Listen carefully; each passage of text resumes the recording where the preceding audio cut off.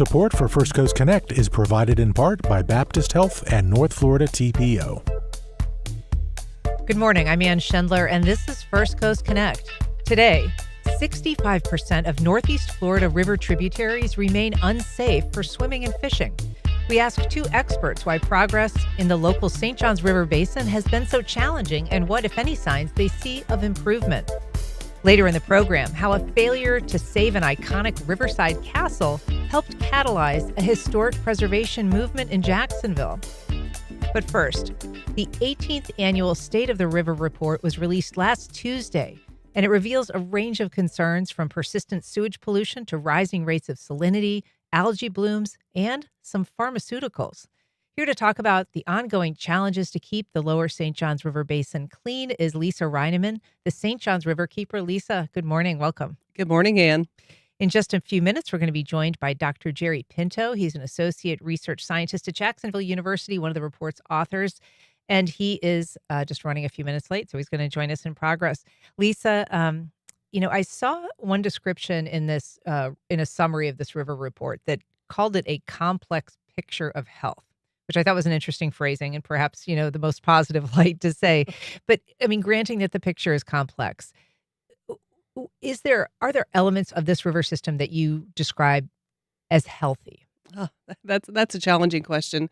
The river itself is complex. When you have a river with an 8,800 square mile watershed, there are lots of threats. There's lots of different nuances to the river's health. And so it is very hard to point to one thing that's doing really well. But the good thing is you do have people paying attention to it. And that's one of the values of this river report is really understanding how all these complexities work with one another. We are seeing some improvement in some areas with nutrient pollution, but then we see other areas where it's increasing. And when a significant amount of nutrient pollution comes from outside the lower basin, it underscores the importance of looking at this data and figuring out, most importantly, how do we do something with it to make sure that we are protecting this river for future generations. You talk about the size of the watershed. Mm-hmm. So for people who aren't familiar with just the definition of the lower St. Johns River Basin, remind us where we're talking about. Yeah, so the lower St. Johns River is the last 100 miles of the St. Johns. Since the river flows north, it begins its 310-mile journey in Indian River County, and it flows north, and right where the Ocklawaha River meets the St. Johns, just south of Willaca, that's the beginning of the lower St. Johns River watershed. And so it's that last 100 miles of the St. Johns from Willaca all the way up to Mayport where it meets the Atlantic Ocean. Yeah, and so you're talking about sort of in the counties, Volusia, Putnam area, and then north. Absolutely. So you have Putnam County, you have Volusia County, Putnam County, St. Johns, Clay, Duval, as well as parts of Nassau County. Yeah. And so all that flows into it. And it's about the watershed. You can't look at the health of the St. Johns River without really looking at the health of all the tributaries and everything that feed into the St. Johns, because that's part of this river system. And that's a big part of the findings of this report, because the main stem of the river, which is what we think of the river covered by the bridges, right? That is doing somewhat better. And the increasing problem of all of the various metrics, and we'll get into those, really does seem to be in the tributaries. And that's, obviously a huge part of this watershed. Absolutely. It is. It's more, it's more dire in the tributaries, but we also see some slippery issues with the main stem itself, with increasing nutrient pollution coming from upstream, as well as the increase in salinity and the wide variety of fresh saltwater spikes in the St. Johns. We are now joined by Dr. Gerry Pinto. I'm glad to have you here. Thank you so much for coming in this morning, sir. Thank you for having me. I'm going to ask you a little bit about just the big picture of this report, because we said at the top, this is the 18th year of this report. You have been working on water issues far longer than that in this area. Decades now. And so if you just had to summarize kind of the trajectory that you've seen in that time, how do you think we're doing? That's a question I get a lot. And it's not easy to answer because we have this thing called shifting baselines. So throughout this continuum of time, things have been changing in the river. Things have been changing population-wise. technology-wise, a lot of different ways, development-wise. The pressures on the resources, natural resources, have increased considerably. So all those kinds of things put pressure on the river. And so if you were to ask, how was the river 50 years ago, we had raw sewage flowing into the river. Now we don't, so that's a good thing. But we've had a massive increase in population, human population. We all contribute nutrient streams, believe it or not, to our wastewater treatment plants. And so those things add to the system as nutrients in some form or another, after they've been cleaned or not. And so, we're doing okay in some areas, but we have to be very careful going forward. We don't want something happening in the river that happened in the Indian River Lagoon recently, where we saw the ecosystem pretty much collapse because of nutrient pollution. So we have to be wary of that going forward. And this is a problem that many cities, many urban areas, many places around the world are suffering with. So I think I hear you saying that there have been improvements in terms of the way that we treat the river, the way that we treat things that go into the river. But overall, the health of the river continues to be impaired because of the additional stresses. Has it gotten overall worse? In some cases it has. We're seeing more algae blooms. That's an indicator that there's a lot more nutrients going into the system that are feeding these algae blooms. We have, you talked about pharmaceuticals that are appearing in the water. Normally, a good wastewater treatment system plant will remove those things. So you have to ask yourself, how are they getting in the water? Obviously, they're human sources, and they must be coming from leaking somewhere. And so we have this huge septic tank problem in our municipality. 60,000 septic tanks, 40,000 of which have been deemed necessary to be removed. And we have some projects ongoing on the north side to remove some. But we're really at the beginning stages of removing those or connecting those up to the sewage system. And so that's a major concern right there. In terms of pharmaceuticals, you say a good water treatment system should remove those. Do we know if our water treatment systems here are removing those? They should be. I mean, the amount of, the level of water treatment that our Buckman plant and other plants do, they should be able to remove those. Okay, and so you're thinking is so that I'm thinking leaking septic tanks, maybe failure of pipes, old infrastructure, breaking down. These are sources where leaks can occur. We've had sanitary sewer overflows this past year that are lower than in past years, but those spills can be from 1 gallon to 100,000 gallons. Actually, we had a 100,000 gallon spill last year, and so those are big problems. And I think we have an image that shows the number and the intensity of sanitary sewage overflows in the system for the last several years that people who are watching our live stream can see. But that does continue to be a problem. In addition to the leaking septics. If you're just joining us, we are talking to Jacksonville University marine science researcher Dr. Gerry Pinto and Riverkeeper Lisa Rinaman about the findings of the newly released St. John's the State of the River report. You can join the conversation on air by calling 904-549-2937, or you can go to firstcoastconnect.org to find all the ways you can connect with us. We've got a call from Mark in St. Augustine. Good morning, Mark. Go ahead. Hey, I've been pessimistic about the river for decades now. There's nothing we can do when we've got 10,000 people moving into Jacksonville every day or every week or some crazy number like that. We continue to let developers build new housing subdivisions with septic systems. I mean, we're taking a few, hundreds or maybe 1,000 old leaky septic systems offline, but we're replacing them with 5,000 more. Also, I would like to know and let's not forget that Orlando is sucking, 10 million gallons of St. John's River water every day to water their golf courses. Everybody seems to have forgotten that.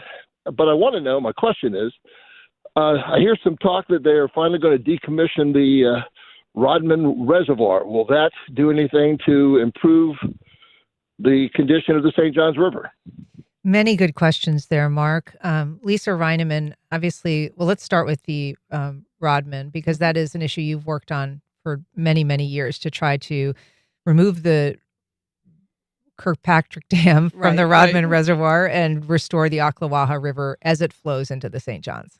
Yeah, absolutely. That's something been decades in the making, to breach the dam to allow a free-flowing Ocklawaha River to reunite Silver Springs, the Ocklawaha, and the St. Johns.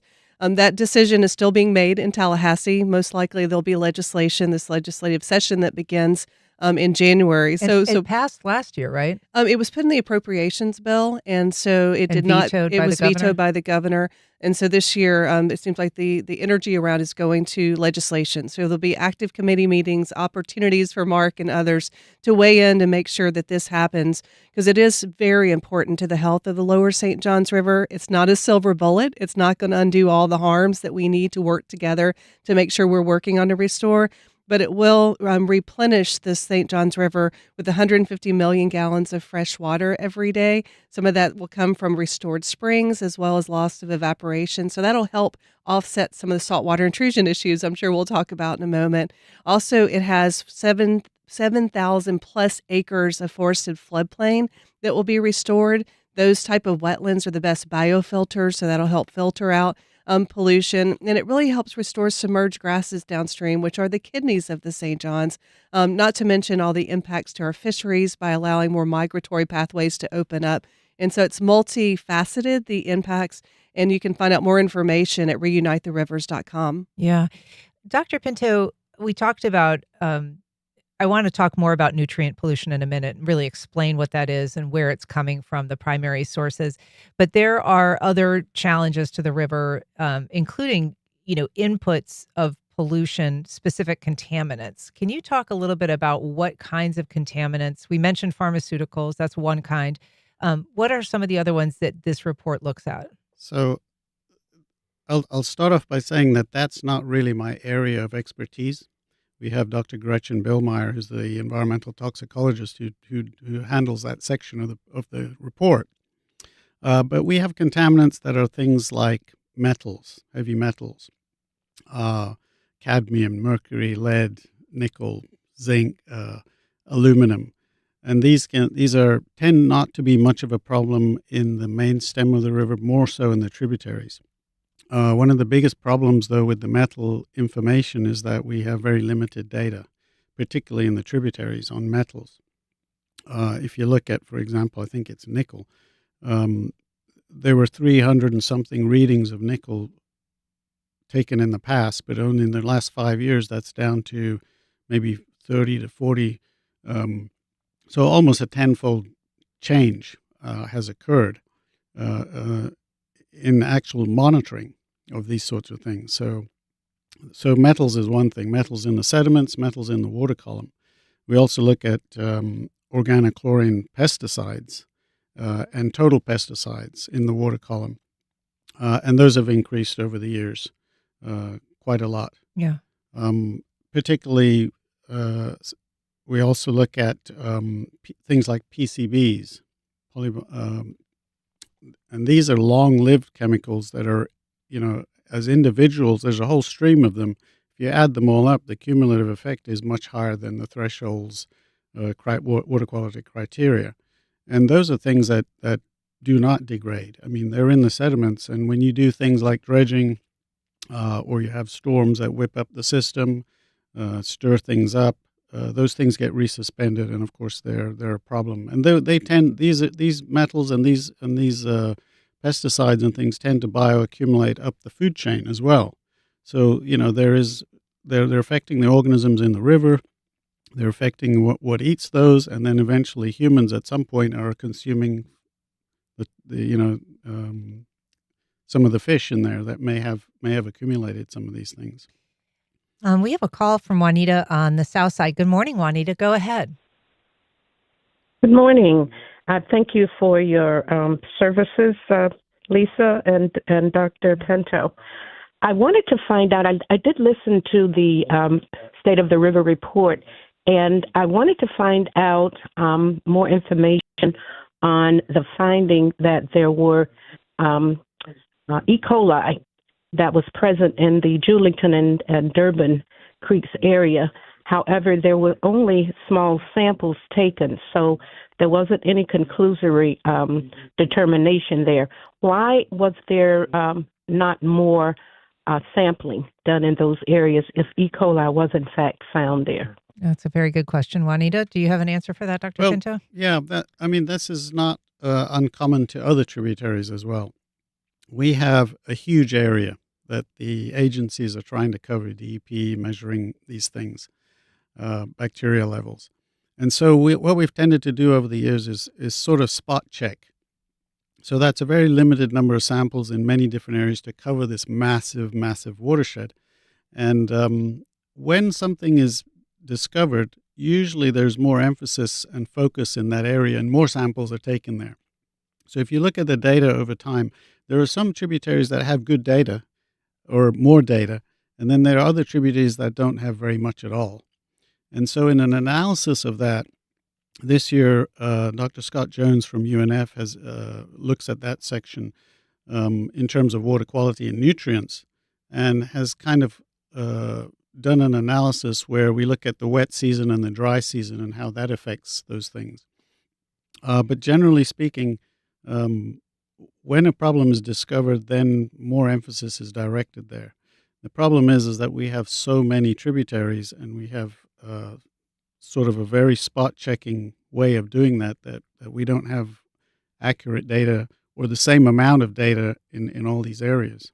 And for folks who are watching our live stream, we have a graphic that was part of this report that shows 23 major waterways that are considered impaired, basically not attaining standards under existing law, meaning they're not safe for swimming, fishing, or wildlife. And that includes so many tributaries, but really ones, Lisa, that are iconic. Julington Creek is on that, Ribault River, the Broward River, the Trout River, Cedar River. So when we think of tributaries, these aren't little tiny creeks. These are major waterways that people are recreating on. They're playing in, they're fishing in, often despite warnings to not fish in these areas. I mean, there's a picture that appeared in the Times-Union not long ago of someone sitting on the bank with a fishing pole in the water right next to a sign that warned of the hazards. Yeah, and there's even a lack of signage. One of the challenges here, as Dr. Pinto mentioned, we don't have enough data, and so we really need more information. And there's also lack of signage on some of the tributaries that are polluted and telling people not to fish and swim because the health agencies say, well, there's not enough data. So we're sort of in this spiral of not having enough information to really identify the sources, to do something about it, to clean up these creeks, and to warn the public to make sure that they're remaining healthy. We're in ongoing conversations working with the health department to try to make sure that we're letting people know, but also we as an organization, St. John's Riverkeeper, we've started collecting more data in Ribault River and Moncrief Creeks, really honing in on an area to see if what can we do to make sure we're not spreading the information too thin, and honing in to figure out what's really happening and where is it coming from, and hoping to use that project as a pilot to do more of it. Because I think one of the things the River Report tells us every year is we simply don't have enough information, and we're seeing cuts every day at our agencies where we get less information. And until we have data to really make sure we're making the right decisions for investment, we're going to be spinning our wheels and seeing increases in pollution across the board. We've got a call from Denise in Mayport. Good morning, Denise. Go ahead. Hi, Lisa, I just tuned in, so you may have addressed this, but I thought you participated in a study aboard the MRZ with some students analyzing plant life along the river. And if I'm correct, did that study indicate how plant life may have been affected by pollution? Absolutely. Yes. Thank you for that question, Denise. And I haven't covered it.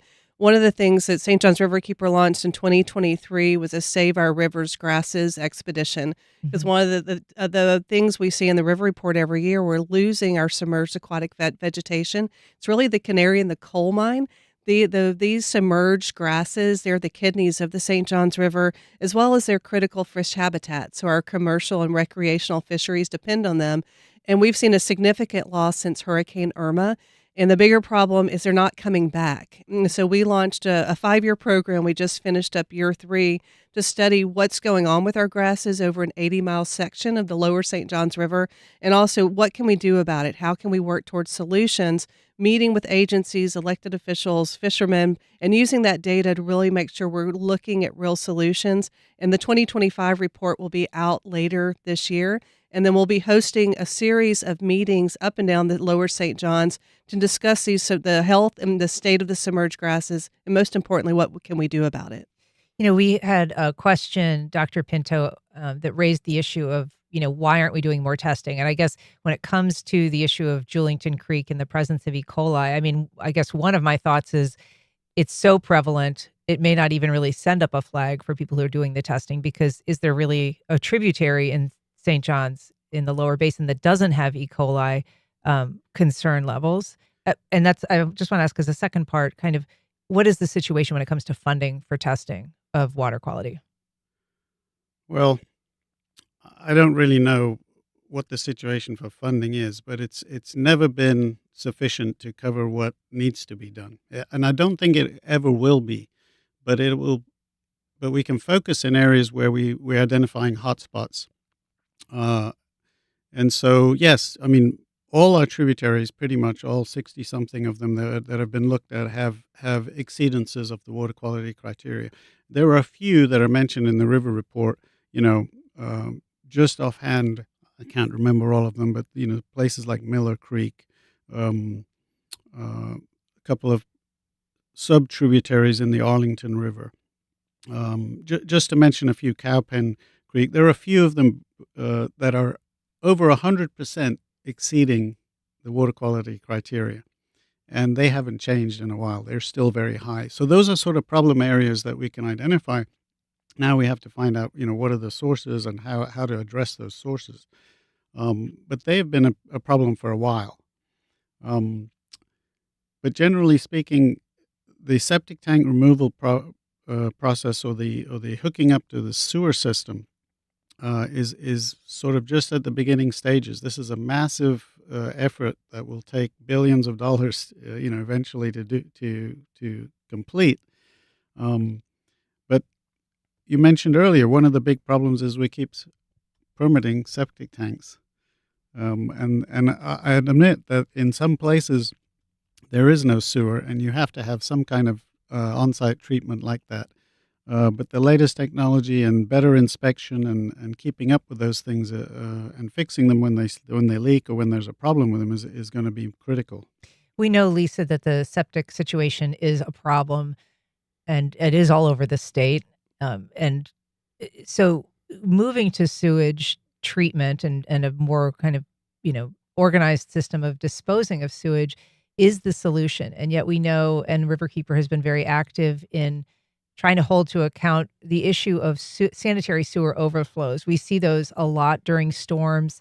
Again, that's something that this report tracks, but those can have enormous volume impacts on the watershed and really impair water quality in the short and long term. So how do you view this transition from septic to sewer in terms of the presence of things like E. coli or pharmaceuticals or other things that are rooted in human waste? Yeah, it's really problematic because, quite honestly, we have a significant problem with our overall sewage plan for the state of Florida. When you have a state that's growing as quickly as the state of Florida in our watershed, you really need to have a sustainable long-term plan to manage that growing volume of human waste. And right now, state policy is actually encouraging, incentivizing, and permitting South Florida to send their biosolids, the byproduct for treating sewage at wastewater treatments, to the headwaters of the St. Johns. So at the same time, we're trying to get money to take septic tanks offline, send them to a wastewater treatment facility. If we're just taking the sludge, the byproduct that's only partially treated, and disposing it on land in our watershed, we're just playing whack-a-mole with this sewage, and we're basically undermining the river's health, as well as undermining that public investment that Dr. Pinto mentioned that needs to happen to get these septic tanks offline. So we're just again playing whack-a-mole if we don't make sure that when we send sewage to the wastewater treatment facilities, They have advanced treatment to make sure it's taking out all of the pharmaceuticals and nutrients that need to be, and that we're not just simply disposing of reclaimed water that may be adding more pollution to the problem if not treated properly, and then biosolids on land. It's just in a downward spiral that we have to correct. And that's going to take legislative action, and it's going to take local governments coming together to make sure we're protecting our public investment and our long-term health of the river and its tributaries. And we've talked a little bit about the disposal of these biosolids, Mm-hmm. this wastewater treatment sludge, essentially before. And, we most recently over the summer talked about this report that came out from a group called the Balmoral Group that found that cleaning up pollution from sewage sludge could cost over 1.2 billion in the next 4 decades and that's kind of consistent with what has been shown to be the impacts of this South Florida ban on disposing of sewage sludge. So essentially all of their sewage sludge is being trucked to areas in Central and North Florida, That's right. including around the headwaters of the St. Johns River, which, as we know, flows north. And Right, so those right. pollution elements just come north. Absolutely. And so, you have elected officials in Indian River County, Brevard County, and Osceola County all coming together to try to stop this practice because this is happening in their counties and they haven't really had a say on what happens. And then all of this is coming downstream. About 80% of the nitrogen reduction that needs to happen in the lower St. Johns is from upstream sources, as well as about more than half of the phosphorus. And so even though we've made some progress in the lower basin, there's more pollution coming if we don't try and change the state policy. Luckily, there is legislation, but it's not perfect yet. So there will be an active biosolids discussion in Tallahassee in January and February. And the legacy of these biosolid, the impact, Dr. Pinto, those are things that even if we were to stop dumping biosolids, around the headwaters of the St. Johns River today, there would be ongoing impacts that even might intensify just because of the legacy of that dumping. Or, Yes. or I shouldn't say dumping. I mean, it is a land application. It's used as a fertilizer in agricultural settings, right? Well, yes, that's true. And the soils that those are applied to will of course become logged, fully water. I mean, not waterlogged, but they will become very Saturated. saturated with that material. A lot of phosphorus is in it too. A lot of heavy metals, PFAS, all these kinds of things, because those types of biosolids are not really clean to what we call the AA standard, which is turned into a commercial fertilizer, and you're able to use it as fertilizer. But the other ones are not clean to that level. And so all those things will eventually leach into waterways. Particularly talking about nutrients, almost soon after this practice started, water management districts started noticing increasing phosphorus levels in the water. And those are only going to continue to increase over time. We have rising water levels, rising water tables. The way that those biosolids are applied, there is a strict protocol, but we don't know how well it's being enforced. And problems with that can exacerbate this situation for sure. There are a few positives in this report, and I feel like it would be unfair to not talk about some of those. There have been a few species that are doing better in the watershed, including the return of the short-nosed sturgeon. Wood storks are doing better. Bald eagles are doing better. How much can we take from those few positives in terms of the overall future and the state of the river? Yeah, well, there is some bright news. I mean, I will say the data on sturgeon is very limited, but we have better data on wood storks and bald eagles and manatees that were once endangered are now threatened, and some have been delisted, like the bald eagle. But if you track those populations, the long-term trends are good for them. They're up still. Although if you look more recently, since the Hurricane Irma anyway, bald eagles and wood storks took a big hit because their habitat was affected, but if you look at them in the last couple of years, they're starting to go back up again. And so that's a good sign. But the general long-term trends are up, so that's a good sign. If there was one thing that either of you could just today, make a single change to an input or a cause of harm to the St. Johns River, what would you prioritize first? Well, we talked about the dire straits of our grass beds, the submerged aquatic vegetation in the river. That's really important habitat. I mean, it only represents a small amount of the actual total area, but it's very critical for a lot of wildlife. Manatees use it, birds, fish use it as habitat. Our blue crab fishery is the biggest in the river. They use those grass beds at certain times. So that it's critical to try to understand why those are disappearing in certain parts. We've found out that, as I said before, that it's a dynamic system. So in the north, it's very much salinity stressed, and that's why the grasses don't grow well there. That's been occurring over time because of dredging and saltwater pushing further into the river, also because of sea levels rising. In the southern part of our basin, you have increased color in the water, so that diminishes the amount of light that the plants get. But also you have increased water levels now too, so that also decreases the amount of light that the plants get. Some of those plants are getting less than 40% of the light that they used to get. And so when they're small and they're trying to recover, it's very much harder. And so I will say that, we've lost grasses in certain parts, particularly in the north. It's coming back in certain patches.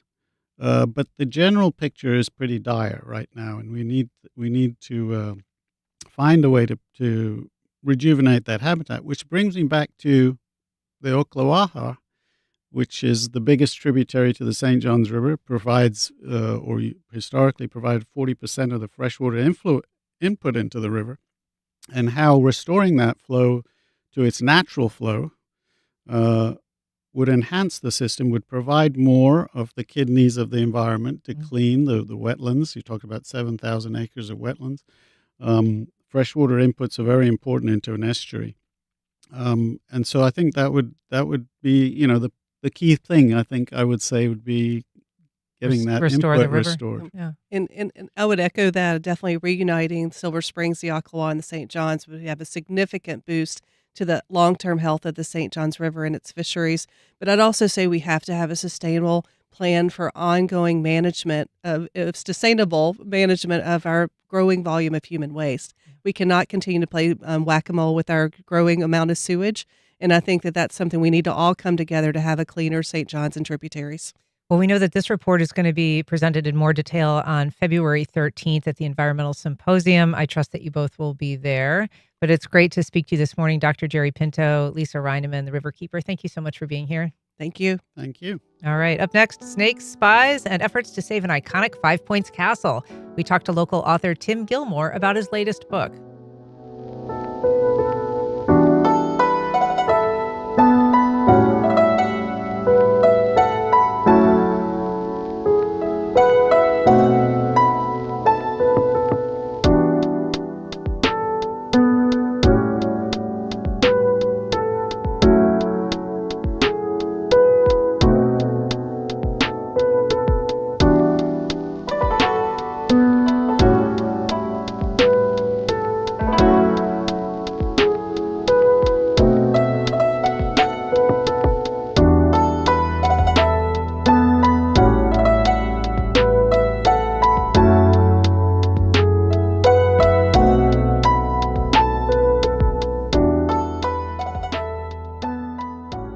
Welcome back. Well, it's not a success story, but it is an object lesson in the power of failure to animate a movement. Here to tell us about his latest book, When We Tried to Save the Castle, is author, educator, and Jack's psycho-geo blogger, Tim Gilmore. Good morning, Tim. Hey, and thanks for having me. Well, thanks for being here. And wow, so this is book 25. It is. You make the rest of the world feel just straight up lazy. Oh, I'm just obsessive. You are obsessive, and to our benefit. So Oh, thank you. this book is, even out of all the books you've done, you say is something special. It is a book that focuses on a particular building, but as all of your stories do, tells a much broader, deeper, and wider story. So first of all, what is Lomax Castle? Yeah. Lomax Castle was a big house on Lomax Street at the riverfront that was demolished 50 years ago. It was 3 stories, had a tower on one end and a widow's walk on the top. And so, you might wonder, why would somebody write a book about a house that was demolished 50 years ago?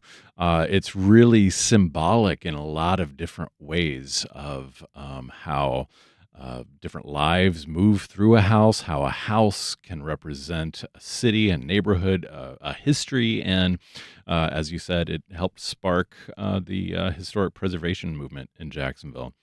And It's so, really an incredible story. this is a house that is in Riverside, Yes. and it was one of many, many homes on Mhm. something kind of known as the Row in Riverside, a very, Right. um, you know, wealthy homes, Mhm. big homes, Mhm. very architecturally diverse Mhm. homes. Mhm. Yeah, lots of cities had something, variously called a millionaire's row or something like that. In Jacksonville, it was called the Row, and it was more than 50 of these enormous houses that lined Riverside Avenue. This house was built in the 1890s in the Queen Anne style, which meant that it was asymmetrical, and Queen Anne's were really showy kinds of houses. It had that tower that nobody could forget if they saw it, and really, became symbolic of a number of different time periods, symbolic of the time when it was built in the 1890s and the wealth that was establishing itself and showing itself off in the city. But as times changed, it also became really symbolic of the late 1960s and the early 1970s, when hippies were renting out this 3-story house for about $100 a month, and 2 of them started Edge City, the boutique. It started as a head shop, still there in 5 Points, and there's just all kinds of incredible stories, wild stories about life in the castle in that time period. So really symbolic in very different kinds of eras. Yeah, and so the era where it was occupied by the hippies, Mhm. there were other homes in that area. These magnificent homes. It's hard to kind Yeah. of believe, but Right. this area went into decline. Yeah. A lot of homes were demolished, and then the homes that remained were very often a little bit like run by slumlords, Yeah, as was the castle. that's right. Yeah. I often find it, I'm fascinated by cities and how cities grow and change. And I teach at FSCJ, and I've often been surprised at how little most of us understand why our cities are shaped the way they are. And so much of, Jacksonville is similar to what happened in cities all across the country after World War II.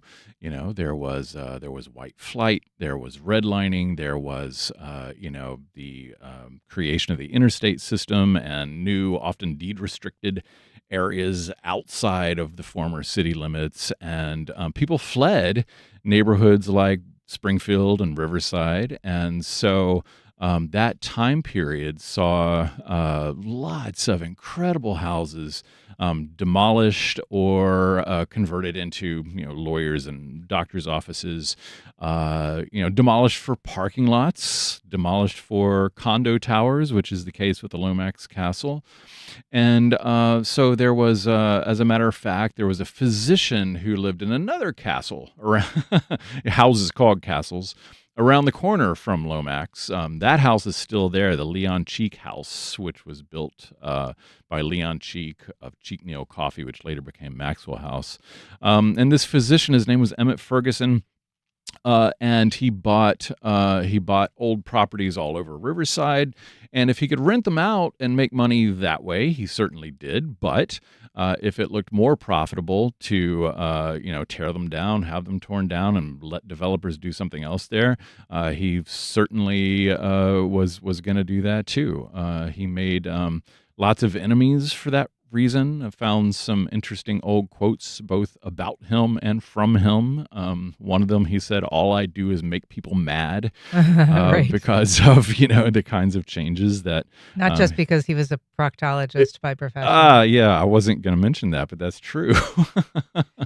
But yeah, so he owned the Lomax Castle, and people who could live in houses like this in the 1960s and 70s, a lot of times would never have been able to live in houses like this before. And this was the case elsewhere on Riverside Avenue with the greenhouse and the gray house where, Leonard Skinner members lived, and the Allman Brothers Band Right. got their start. Some That rock and was- roll history is rooted in yeah, that same that's right. period. That's right. And so you talk about the various lives that moved through there, herpetologists from the zoo that lived there. So there was all these snake stories. There was Right. stories of hauntings. But in terms of the fate of the castle itself, it was bought. It was going to be moved and Right. saved, and it wasn't saved.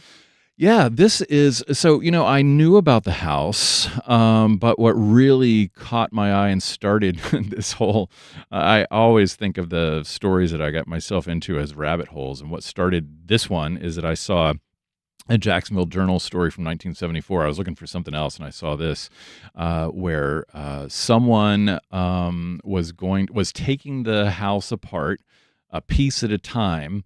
And he planned to move it all to Middleburg, just he and his wife, his poor wife, and rebuild the house in Middleburg. And I thought, what in the world? This is the kind of thing, like if you succeeded at doing that, people would call it heroic and say you were a mad genius or something. And if perhaps inevitably it did not succeed, then, No surprise. yeah. But this was 1974. The house was already condemned to be demolished at that point, and Riverside Avondale Preservation had started earlier in the year. And some of the earliest rap newsletters were saying, help save the castle, and calling for neighborhood residents to come together.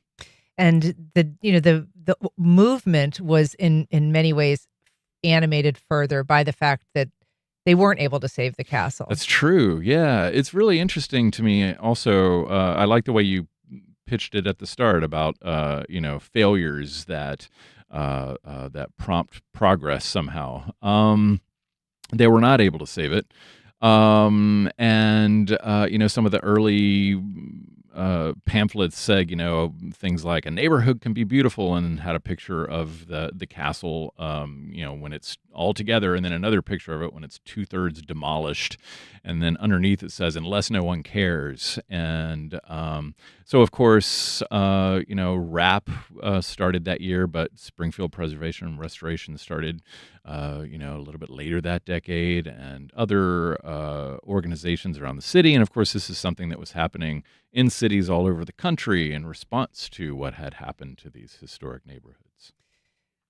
The book is called When We Tried to Save the Castle. It has a foreword by Wayne Wood, who is a renowned historian and architectural historian in his own right, because he was very instrumental in that that's right. formation of Riverside That's Avondale. right. And there is a book launch on Thursday, December 11th at 6 p.m. I believe there is just a little bit of room left, so people do need to RSVP. Yes, so it's at Happy Medium Books and Cafe, and I think as of this morning it was full, but Dana is going to bump up the cap a little bit. So I talked to her about that, and Happy Medium is this wonderful bookstore and cafe in the middle of Riverside that is really supportive of the literary community here in Jacksonville. A great place to have the official book launch. Yeah, I'm Tim excited Gilmore, for that. congratulations. Thank you so much for being here. Thanks, Ann. All right. Up next, the Jags triumph over the Colts and the team's chances at making the playoffs.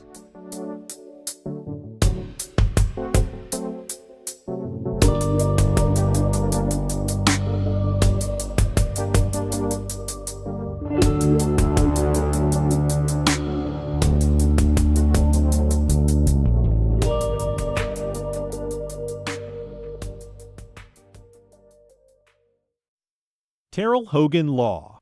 I'm Wayne Hogan. When people are hurt through no fault of their own, finding the who, what, when, where, why, and how that led to the accident is critical to proving the truth. More at TerrellHoganLaw.com. Mayo Clinic, working to solve the unsolvable by using innovations like machine perfusion to help more patients receive life-saving liver, heart, kidney, and lung transplants. More at mayoclinic.org/Florida. Hi, it's Terry Gross. There's never been anything on the radio like public radio, with its coverage of news, pop culture, religion, health, science, and more. Public radio contributes so much to American life, but the loss of federal funding puts the future of public radio at risk. You can do something about it by donating to this station today so that we can continue being here for you. Thank you. Visit wjct.org/donate. The American Educational Research Association has a big annual conference. And what are they researching? Well, a recent analysis found that the vast majority of presentations were about things like resistance, safe spaces, and identity. But teachers want research on discipline, parental involvement, and mental health. How the gap between what researchers want to study and what teachers actually need is hurting education overall. That's on the next On Point. Today at 11, here on WJCT News 89.9. The military's Code of Justice says troops can refuse to comply with illegal orders. As Defense Secretary Pete Hegseth faces backlash for another controversial boat strike, some Democratic lawmakers are calling for service members to stand up and say no. The legality of the Trump administration's military orders and the pressures on troops. Next time on 1A. Today, starting at 10 on WJCT News 89.9.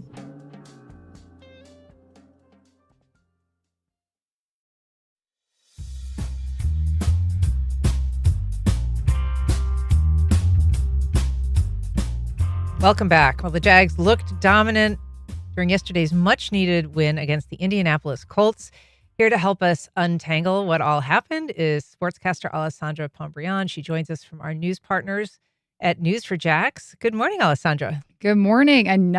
This is our fourth victory Monday in a row. I got to ask, have you dried out yet? Barely.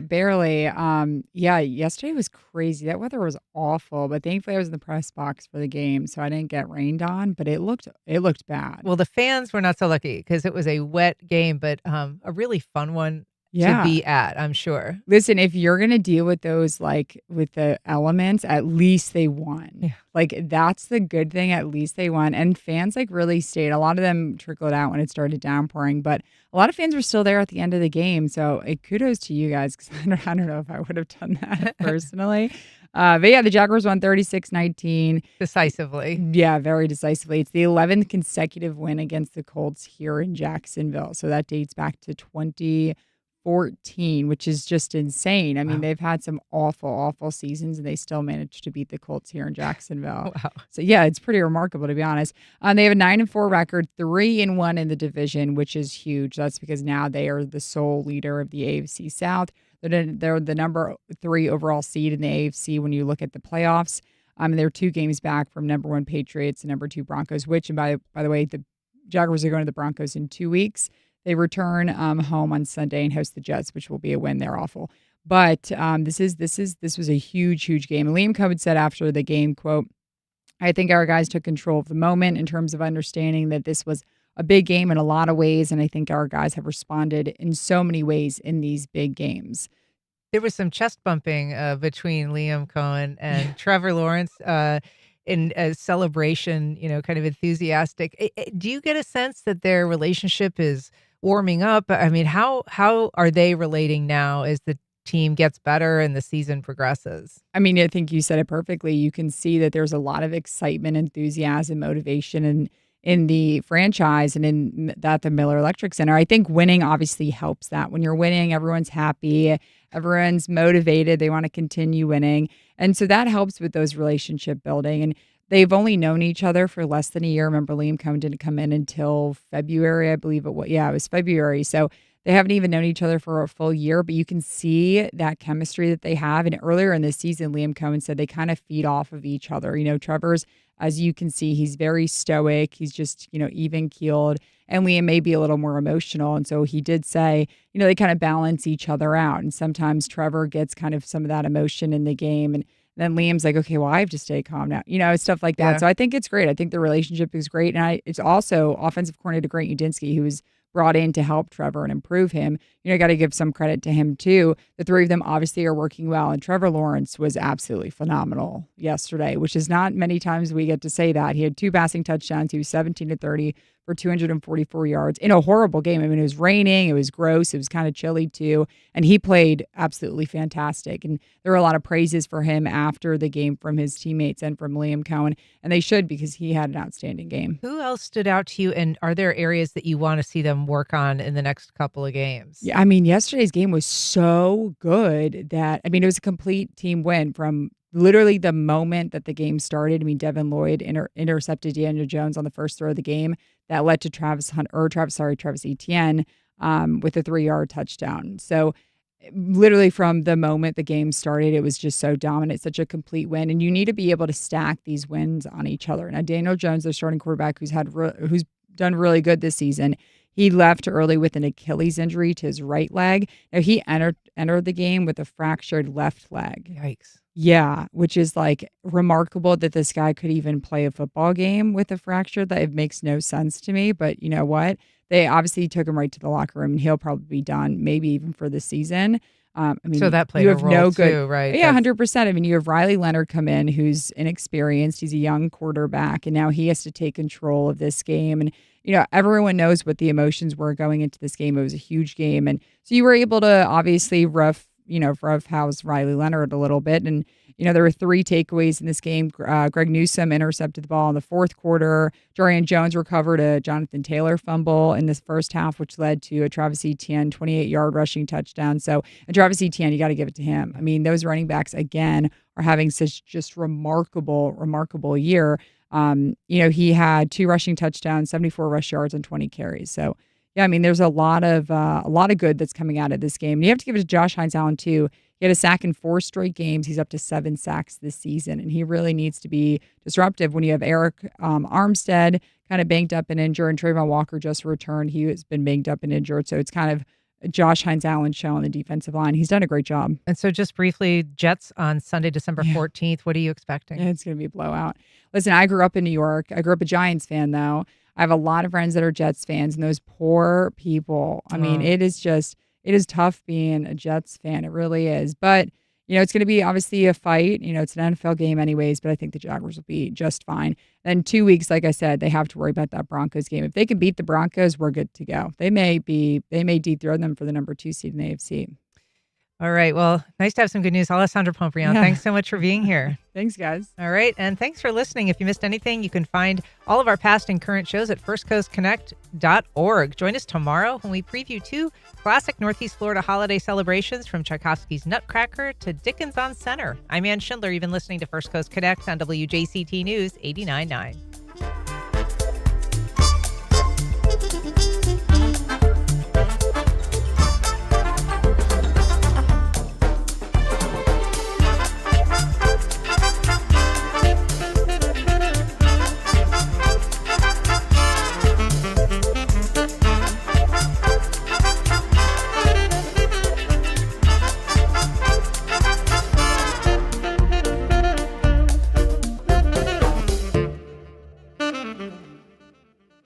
Support for First Coast Connect is provided by Baptist Health and the North Florida TPO.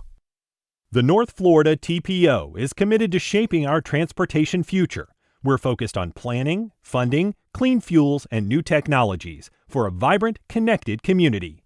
Learn more at northfloridatpo.com. Baptist Health is a proud supporter of First Coast Connect. Baptist Health, committed to building a healthier community for all of us. More info at 202-4YOU or baptistjacks.com. Tidbits, family owned and operated since 1985. 4 locations: Bay Meadows, Hendricks, Mandarin, and now Fleming Island. Menu items include fresh sandwiches, salads, and soups. Open Monday through Saturday. Online ordering and menu at clarastidbits.com.